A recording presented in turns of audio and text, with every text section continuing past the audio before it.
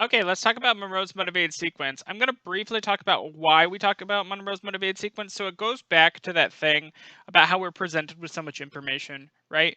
And so typically, humans, people, you know, me, you, we don't like being told what to do. This is a innate human nature, especially in Americans. Americans, especially as we go into cultures in the next pages, um, Americans hate being told what to do. And so when you talk about persuading Americans, right, you have to persuade Americans in specifically a different way than you would inform them, right? Than just giving them information. And the reason for this is, have you ever been like literally like doing chores? Whenever I was a teenager, I would be like doing chores, doing chores, doing chores, and then my mom would walk in and tell me to do the chore that I was already doing. If you're like me, my immediate response is, well, now I'm not doing it, right? Because I don't want you to tell me what to do. And in fact, educational theory shows that one of the number one ways in which you motivate students is to try to respect the fact that you have a choice and matter in this class, and that you should only be doing things that you want to do. And so I have to somehow design the class and argue that the class is something that you should value and want to do, and I can't just like tell you to do it, right? And I have to justify everything that I'm doing. I can't just like I don't know if you've ever had teachers that are like dictators, where they're like, this is the way you have to do it, and you're like, why? And they're like, because I said so. It's like that's you also don't like that teacher. And so maybe in multiple ways you can see Kiki in the background with her little tail. Hi, Kiki. Say hi to my class. Da-da-da-da. She's a lovely little girl.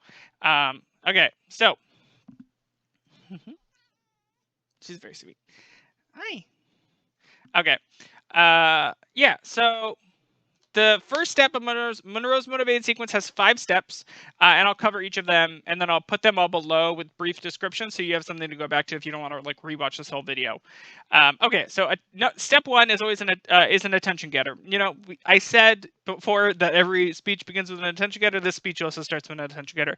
It's its own step though, and think about it. You have like a 6 to 9 minute speech, and you only have 5 steps. So each step should take a while, right? If you think about that, right? Each step should take a minute. Do not just rush over this. Do not say, did you know, like with a question, or, just studies show that 75%. No, no, no. You should start this speech with a story. Almost every speech begins with it. And for this speech, you don't need a preview statement. You shouldn't even have a thesis statement. The whole point of this speech is that, like, you're not like overbearing or overwhelmingly convincing. It's supposed to seem like a natural conversation that ends up being persuading. Okay? And so that's the goal of Monroe's motivated sequence.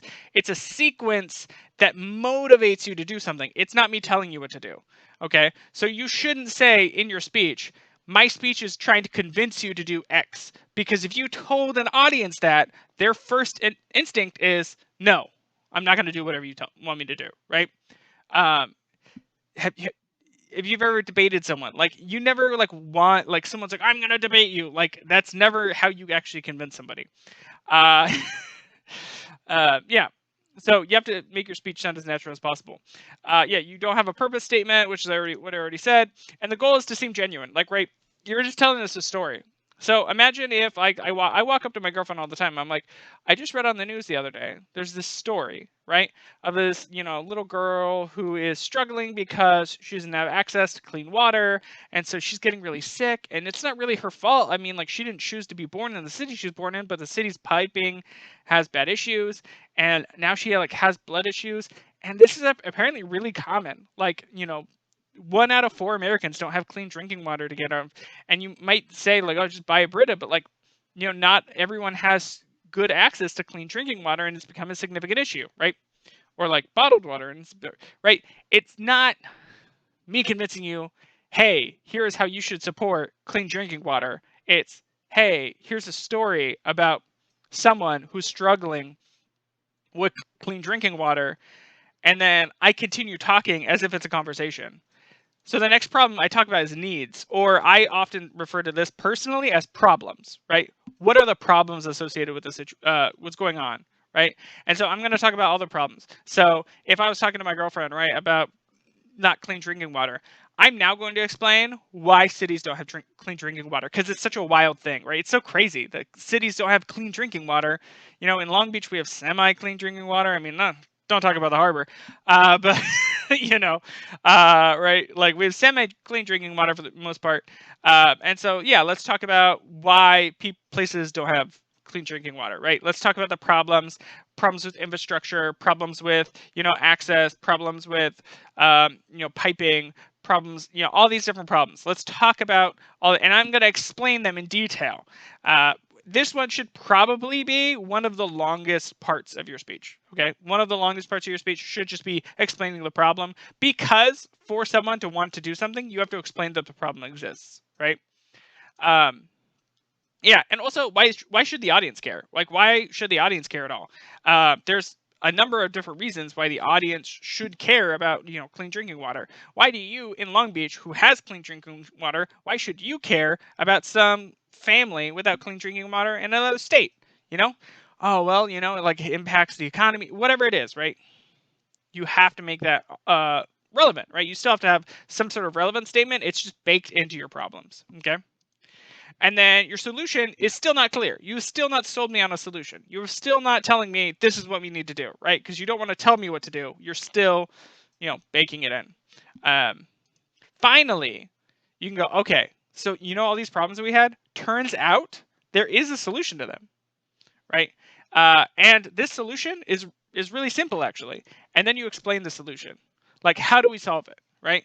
And you have to make sure you're solving the problems. You would not believe the amount of times that people propose solutions that don't solve the problems, right?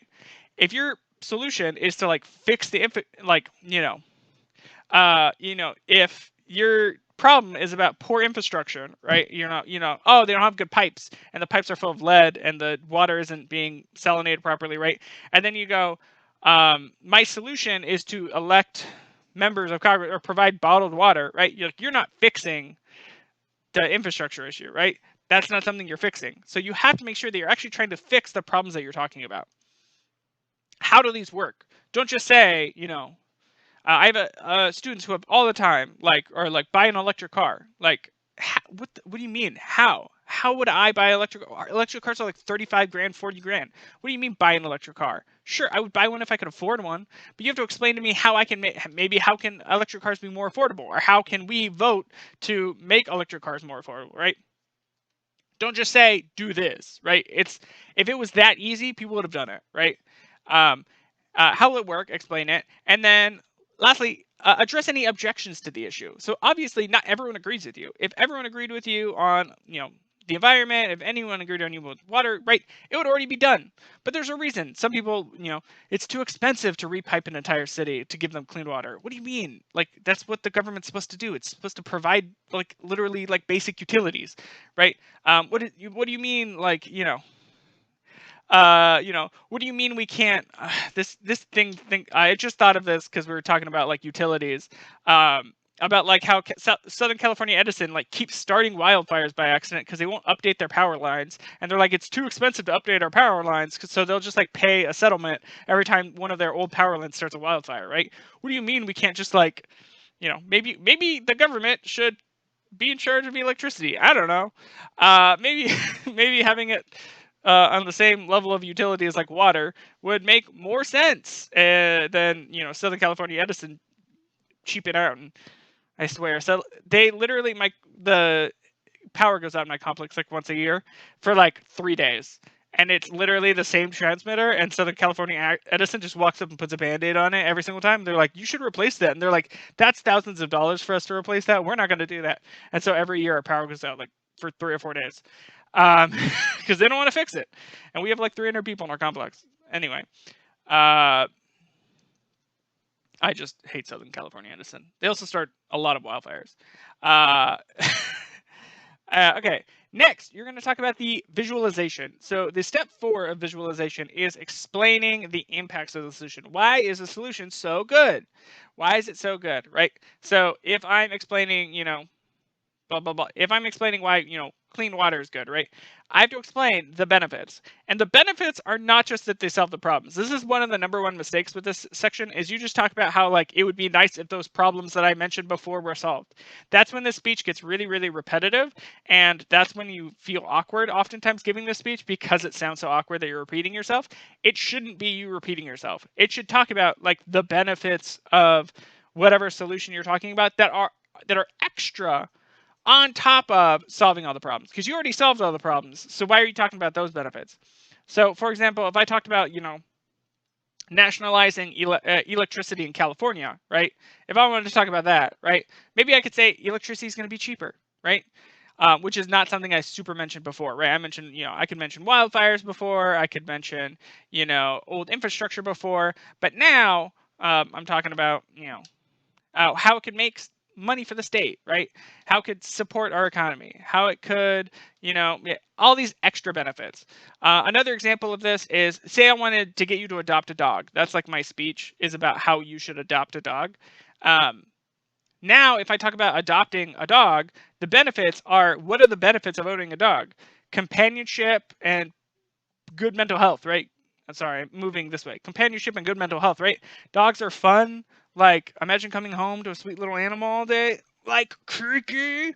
Like Kiki. She's a little shelter cat. Huh, you were abandoned. She was abandoned, and now she's a little baby, and she's turning 3 in April. Is it bad I know my cat's birthday, but I don't know my grandmother's birthday? Anyway, it's just... okay. And then, yeah, lastly, use vivid imagery here to make your point. I would probably put your visual aids here. You could put them earlier, though. And lastly, this is the call to action. This is where you ask the audience to do something. So don't tell me, so obviously we can't, I don't have the option, I don't have the choice to nationalize the electricity in California, right? To make California owned by the government and have a national electric system, right? I don't have that option. But I don't control that. I'm just a guy.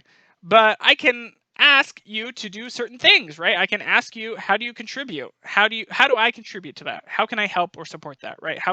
Can I call Gavin Newsom and leave a message at his office talking about how this is important to me because California Edison is awful?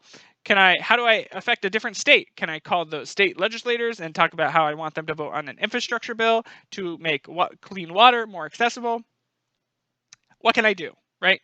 What can me personally do, right? Maybe I can go volunteer, or maybe I can donate to, providing water bottles in the meantime for those people, right? I mean, we think of when I think of water, I'm always thinking of Flint, Michigan, because that was the big news story, right? And about how they didn't have good water there. I could donate money to give Flint, Michigan, or another area without clean drinking water a little bit of more clean drinking water for a while, right? Right, maybe I can do that. Maybe I can donate. Maybe I can volunteer at a center, and I can call people and get people to donate. Whatever it is, right? What can me physically do, right? And I recommend using a QR code. I would literally provide a QR code. It's if you care about providing free drinking water, or clean drinking water to people, follow this QR code. I had a student last time who talked about cleaning up Long Beach's beaches. She had a QR code, was if you want to go to a meetup, there's a yoga there. We do yoga at the morning at 9 a.m. and then we go and clean up the beach for 2 hours, and you meet a bunch of really fun people. They're really nice, and you also get to clean up Long Beach's beaches. And we go every month. We do yoga for an hour, and then we clean up the beaches for 2 hours. It's from 9 to 12. Happens on the first, I think it was the first Saturday or Sunday of every month, and it's really nice to go, right? That's something that I could actually do. That's something that you could actually do, right? That actually helps the beaches, right? Give the audience the power, and then also explain how the government would, enact this. Actually, maybe go find a tangible bill that, a clean water bill, or a electric, a bill that has to do with electronics and making Edison work better, or at least get them, whatever it is, right? Okay, so I've lectured enough. That is a long lecture. I think this is my longest one. So hopefully you understand it. I'll put all the steps basically on the bottom, but I mean, you can always refer to it if you want more details from me.